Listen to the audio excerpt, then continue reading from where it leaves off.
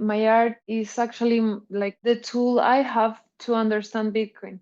More like I think it's like just trying to unveil this and to comprehend this big thing, what it is and what it will like what it could mean for us, like how could this shape us. Maybe that's why I don't stick with one technique because I don't know. I'm not trying to prove something. I'm not trying to be the best painter there is in the world, you know. I'm just trying to figure this out and make beautiful things about it. Hi everyone.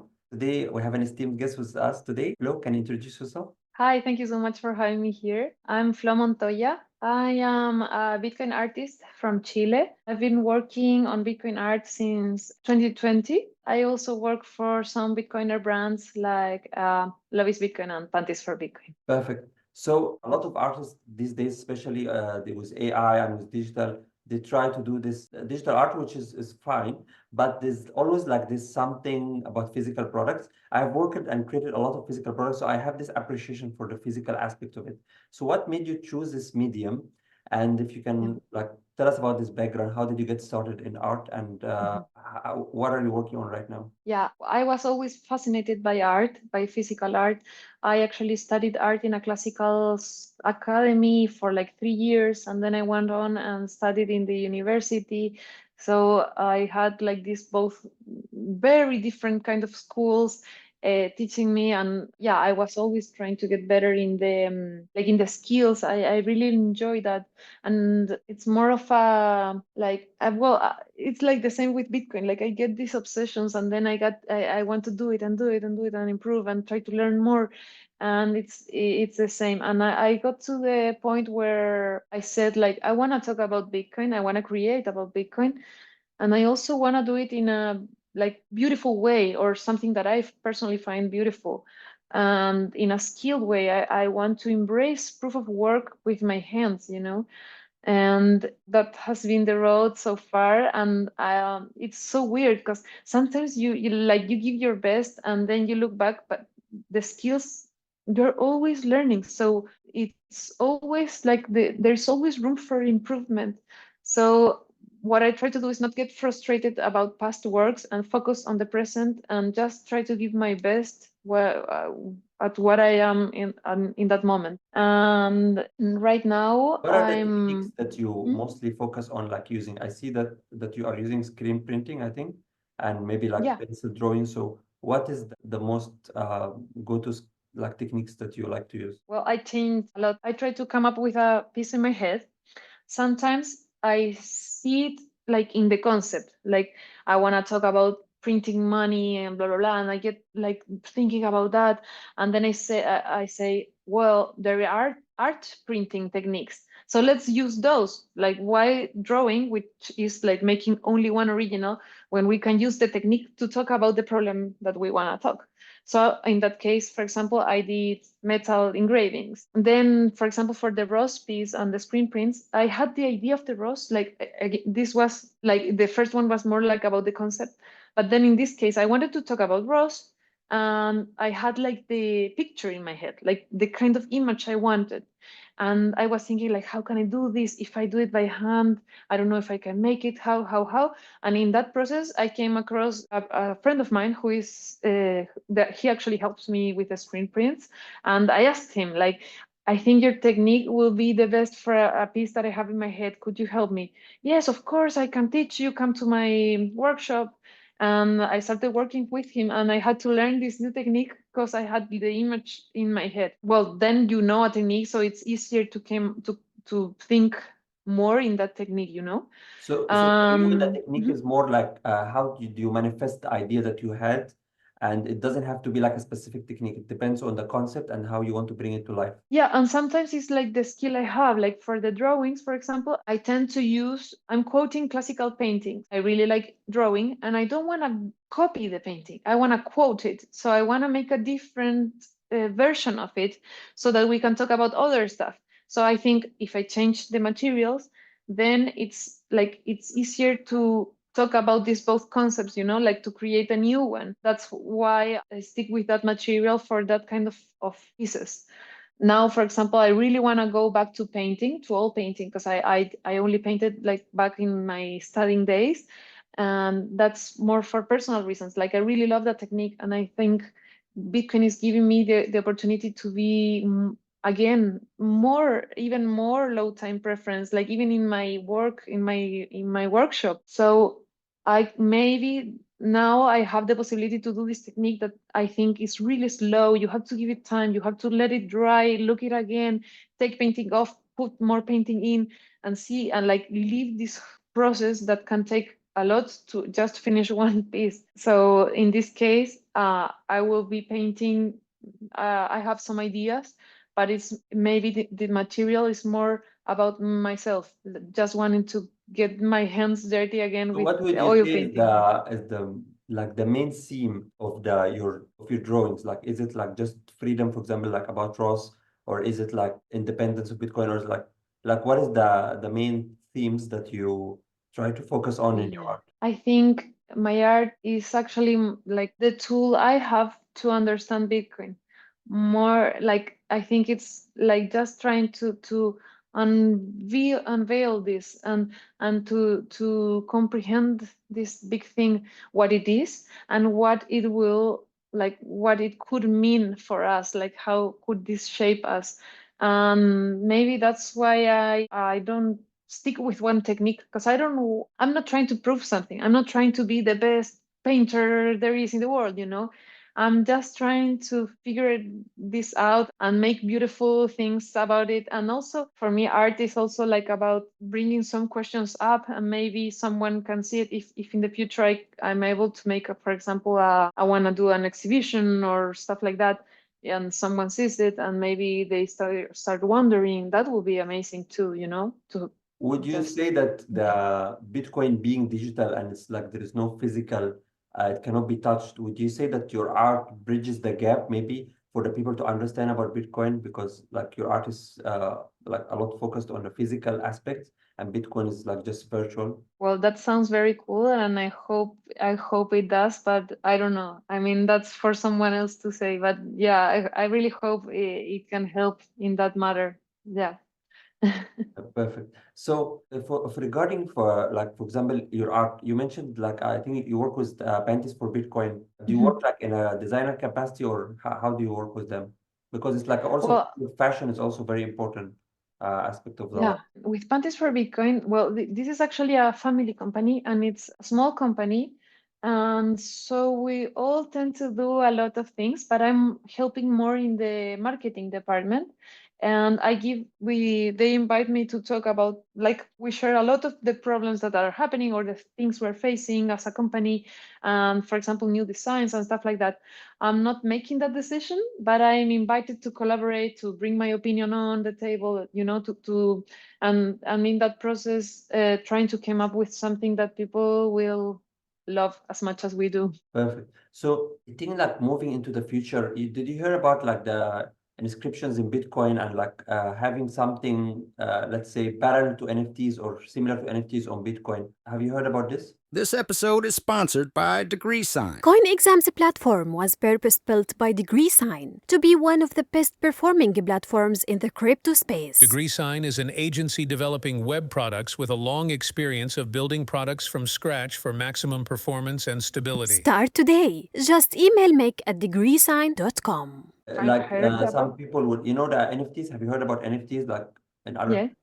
So there is like in Bitcoin also some people are trying to use the protocol to maybe do some inscriptions on the blockchain and like to preserve some form of art on the Bitcoin blockchain.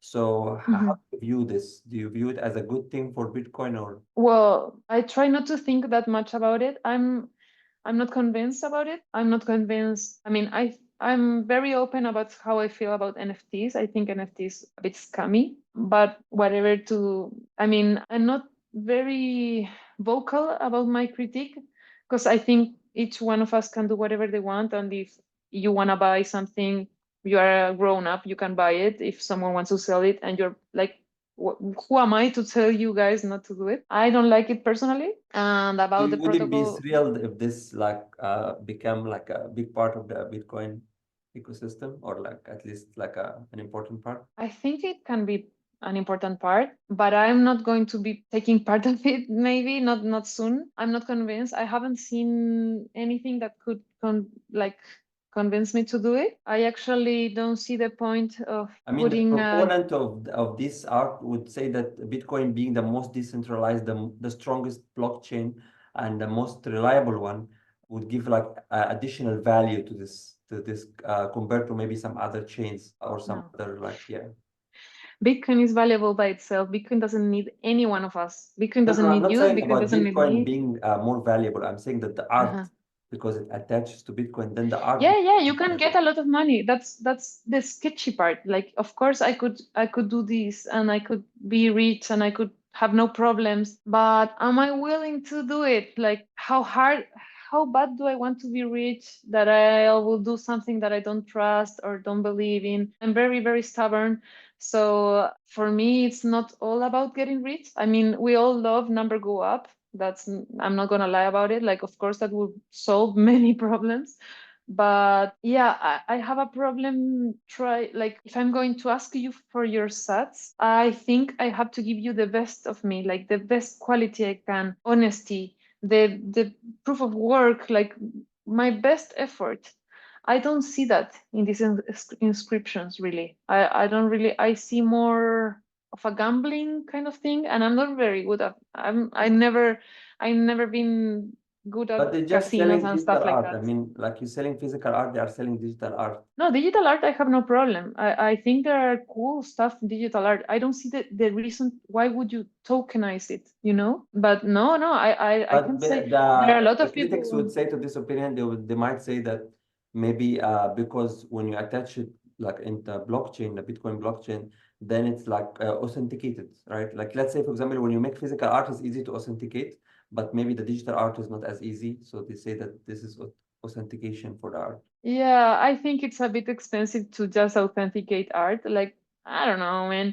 If you like it, enjoy it, pay the person. If you wanna buy a picture done by someone digitally or manually or whatever, you want a character for your avatar or anything, just pay the dude and enjoy your art and display it however you like. And if you want to have a screen full of images, that can be amazing, but I really, really don't think we need this. Like, again, it's a free market. Like, you can do whatever you want, and I'm all about free market.